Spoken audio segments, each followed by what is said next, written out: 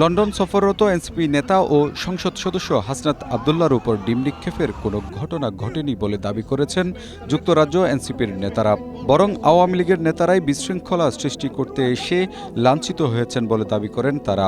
Asia পোস্টকে দেয়া সাক্ষাৎকারে যুক্তরাজ্য এনসিপির উপদেষ্টা ব্যারিস্টার নুরুল হুদা আওয়ামী লীগের ডিম নিক্ষেপের দাবিকে প্রত্যাখ্যান করে বলেন, তাদের নেতা হাসনাতের গায়ে কিছুই ছুড়ে মারতে পারেননি। হাসনাত আবদুল্লাহকে কেউ এখন পর্যন্ত পানি ছুঁড়ে মারতে পারে নাই। আমরা এখানে বাঙালি কমিউনিটি, আমাদের হাসনাত আবদুল্লাহ এবং জুলাই সমর্থক সহ এনসিপি ইউকে অ্যালায়েন্স সবসময় হাসনাত আবদুল্লাহর পাশে ছিলাম।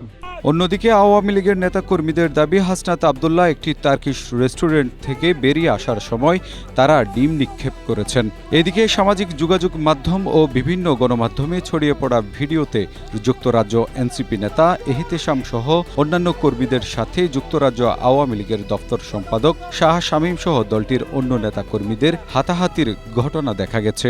বিদেশের মাটিতে এরকম যে একটা কাজগুলো করতেছে, আমি সচক্ষে দেখা আমি আসলে লজ্জিত ওদের কর্মকাণ্ডের জন্য।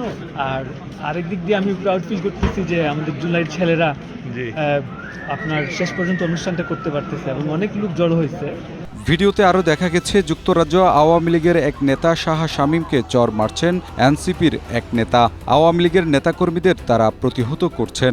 এছাড়া হাসনাতকে হেনস্থার চেষ্টাকালে সোমবার বাংলাদেশে কার্যক্রম নিষিদ্ধ আওয়ামী লীগের লন্ডন মহানগরের যুগ্ম সাধারণ সম্পাদক আফসার খান সাদেক সহ ৩ জনকে আটক করেছে London police. Desk report, Asia post.